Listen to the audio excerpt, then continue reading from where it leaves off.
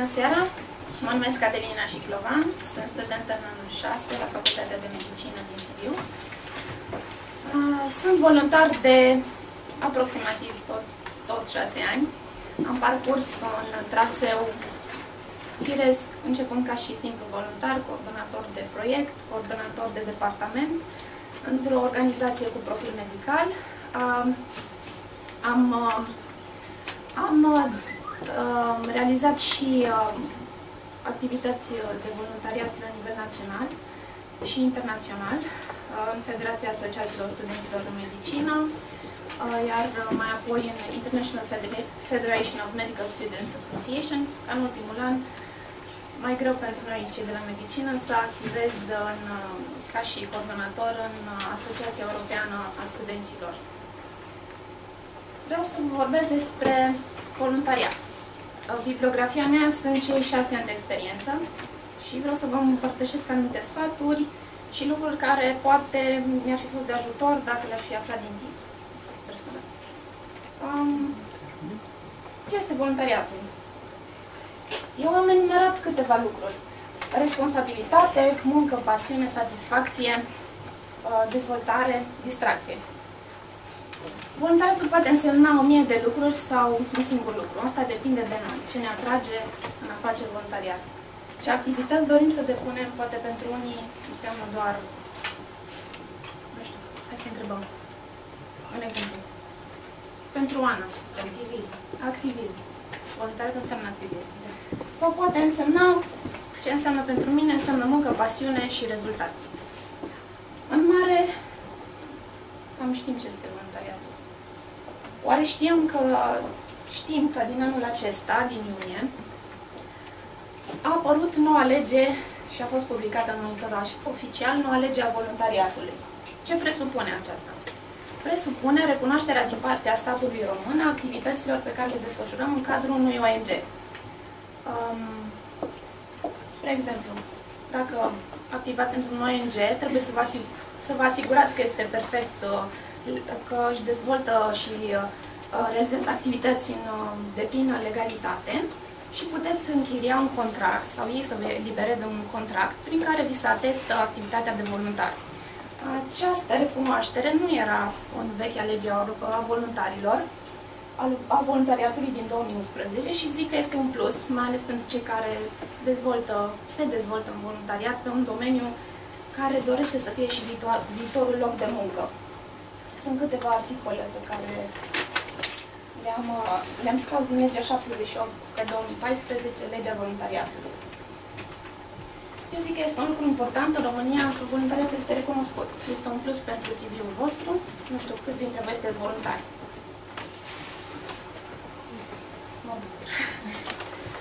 Și nu știu dacă știați, dar acum ați aflat, așa că puneți-vă la treabă. Câteva sfaturi. Un voluntariat, nu pot să zic că este ușor să dai sfaturi. Depinde de domeniul în care activați, profilul activității pe care îl depuneți. Cel mai important este să vă implicați. Să vă organizați, începând cu un plan de acțiune, să luăm ca exemplu o simplă și banală campanie stradală. O să iau, să zic un exemplu din lumea medicală, o campanie antifumat. Probabil sunt și fumători, sau nu. Împărțim flyere, realizăm un punct sanitar în care putem măsura cantitatea de monoxid de carbon sau vârsta plămânilor. În această campanie vedem o imagine de ansamblu, dar trebuie să avem un plan de acțiune. Ce să conțină flyerele, unde să amplasăm acest punct sanitar, cui ne adresăm, ce rezultat dorim să avem. Cum putem culege aceste rezultate? Am observat și în această seară, ne-a fost împărțit un formular de feedback sau noi putem împărți chestionare în cazul exemplului pe care l-am dat. Sunt mici sfaturi și în timpul scurt sper că puteți reține ideile esențiale. Public speaking. Pentru a fi voluntar trebuie să avem abilitatea de a comunica. De a comunica direct și de a ne exprima clar ceea ce dorim ca beneficiarul să înțeleagă. Să fim vizibili. vizibili în societate. Ce înseamnă a fi vizibil ca și voluntar sau ca și coordonator de voluntari? Să-ți mediatizezi campaniile, proiectele și activitățile, depinde de ce profil ține această activitate, trebuie să fie mediatizate constant pentru a avea un public țintă, cum sunteți și voi actualmente. Ați fost anunțați prin intermediul diferitelor grupuri de Facebook, internet, postere și așa mai departe. Vizibilitatea este un punct important în voluntariat. Feedback-ul, o să-l dați și voi în această seară, acestei activități. Este foarte important pentru a cuantifica punctele bune și punctele mai puțin bune ale unei activități. Pentru a ști cum puteți demara următoarea campanie la un nivel mai înalt sau să cuprindă exact lucrurile pe care le cere publicul beneficiar. Care este scopul voluntariatului? Am pus două mari categorii, cel personal și cel social. Voluntariatul personal pe mine m-a ajutat să mă dezvolt. Să-mi dezvolt aptitudinile de a vorbi în public. Poate nu am fost la fel de emotivă ca și Paul, dacă nu înșel. La început ai avut emoții și eu am avut emoții, însă pe măsură ce vorbim și trecem prin experiențe asemănătoare, ne putem dezvolta capacitatea de a vorbi în public. Acest punct, pentru voluntari, se poate realiza, am dat un exemplu, cel de public speaking. Puteți participa la team building-uri, puteți participa la training-uri, nu știu dacă ați mai participat, sunt training-uri realizate de organizațiile studențești din Sibiu sau din altă parte, training-uri legate de public speaking, de project management, cum să vă realizați un proiect, de time management, cum să vă împărțiți timpul liber pe care îl aveți pentru a desfășura activitățile de voluntariat. Motivation. Zic în engleză, fiindcă englezii le-au structurat foarte bine mult înaintea voluntarilor din România. Motivarea e foarte importantă pentru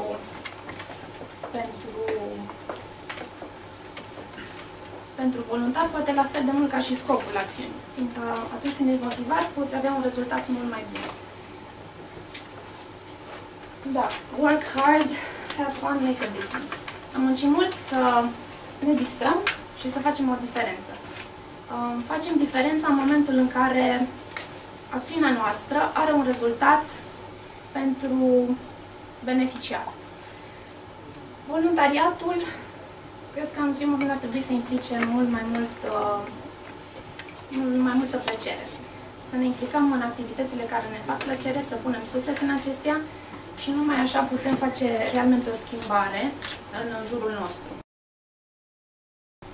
Să nu fim voluntari numai prin înmânarea unui simplu flyer pe stradă. Să împărțim două cuvinte cu oamenii din jurul nostru, să le expunem exact mesajul pe care dorim să-l înțeleagă. Da, motivarea este, cred că este piesa importantă în voluntariat. Poate fi intrinsecă. Noi nu, ca și voluntari, nu beneficiem de plată. Plata noastră este recunoștința activității pe care o avem. Poate, pentru voluntari din organizații studențești, acea diplomă pe care o primești la sfârșitul unui proiect este o recunoaștere a activității pe care ai depus-o, ți se recunosc meritele și astfel ești motivat pentru a participa ulterior la alte activități care te atrag. Însă cel mai greu de obținut este motivarea intrinsecă a ta. Cum se poate realiza aceasta? Prin rezultatele pe care le obții. Sunt 3 tipuri de rezultate: cuantificabile, necunoscute, în cea mai mare parte, sau predictibile. Poți să prezici un rezultat pe care îl poți avea în cazul în care înmânezi un flyer, sau nu poți ști. Depinde dacă beneficiarul îți dă un feedback asupra acțiunii pe care o depui. Dacă acțiunea are ca și un rezultat necunoscut, se pun două semne de întrebare. Oare am făcut bine ce am făcut sau chiar am înțeles respectiva acțiune beneficiarul? este foarte greu să avem în voluntariat un rezultat clar și precis. De aceea este foarte important să facem ceea ce credem și într-o manieră cât mai corectă pentru noi înșine. Trebuie să ne motivăm noi pentru a crea ceva mai bun decât versiunea noastră precedentă. Un rezultat. În voluntariat, rezultatul, v-am spus, poate fi predictibil, poate fi necunoscut, poate fi unul cuantificabil, dar de cele mai multe ori nu se cunosc rezultatele. Vreau să vă pun un filmuleț, să-l urmăriți cu atenție și după aceea să discutăm. Legat despre acțiunea noastră, ca și oameni și apoi ca și voluntari.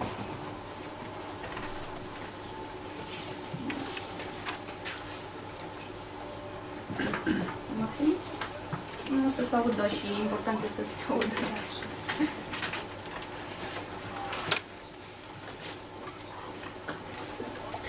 Să nu vrem.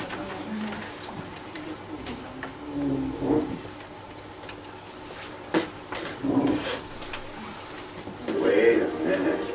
She just threw all the flowers in the ground.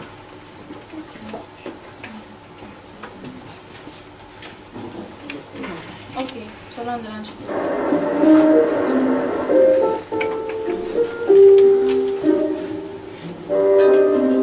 So what is he doing now? He's down on one knee, handing her flowers. She doesn't want flowers. She wants a ring. That's what he's afraid of. Wait a minute. She just threw all the flowers in the ground and stormed off. She wants a ring. He's going after her.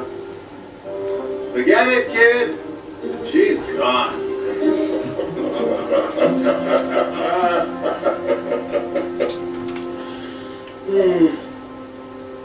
Hey, you know, if it wasn't for you telling me what's going on in that park, I don't know what I'd do. I enjoy it. You made me realize that there's plenty to enjoy without having to see it. Thanks. Forget about it. Yeah. Eat your lunch.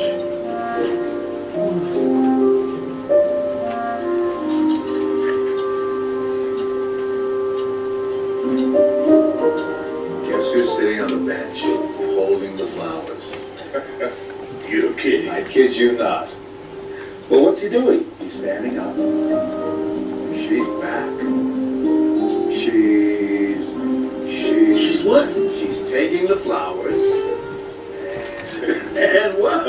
And she's giving him a big kiss. Huh? He's back down on one knee again. Uh-oh. But this time, he's got something else. A ring? Yep. You got it. Way to go, kid. Marie, are you ready? Who can ever be ready for something like this? I know, but it is time. Well, if it's time, then it's time.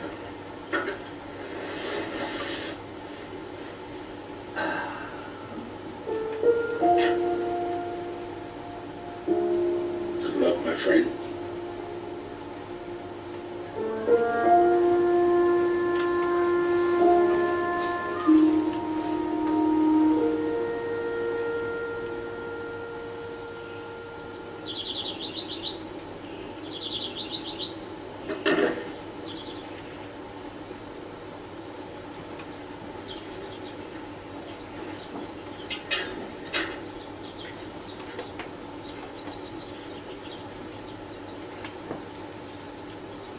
Only one tray?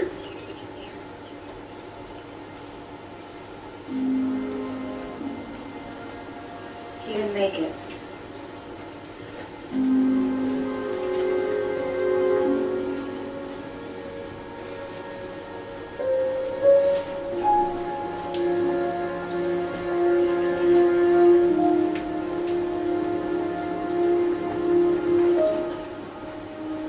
Nurse, will you do me a favor, please?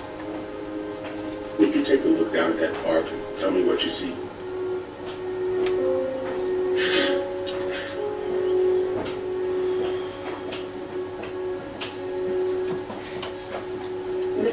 there's nothing outside this window but a brick wall.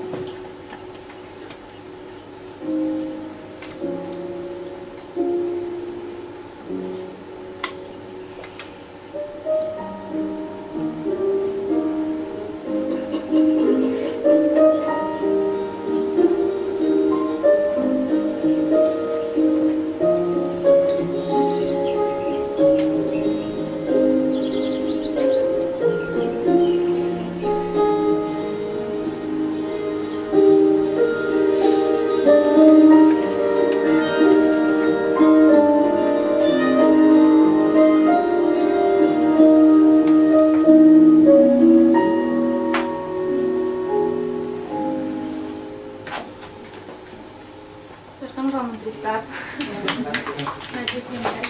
Vreau doar să vă atrag atenția că acțiunile noastre poate, la un moment dat, nu se pare avea un rezultat, nu pare a avea un rezultat, însă poate pentru anumite persoane contează foarte mult și le pot schimba viitor. De ce nu? Și un lucru, un motto pe care l-am scris și în prezentarea proiectului, voluntarii nu sunt plătiți pentru că sunt lipsiți de preț și cei nu sunt plătiți pentru că sunt de neprețuit. Dacă veți înțelege,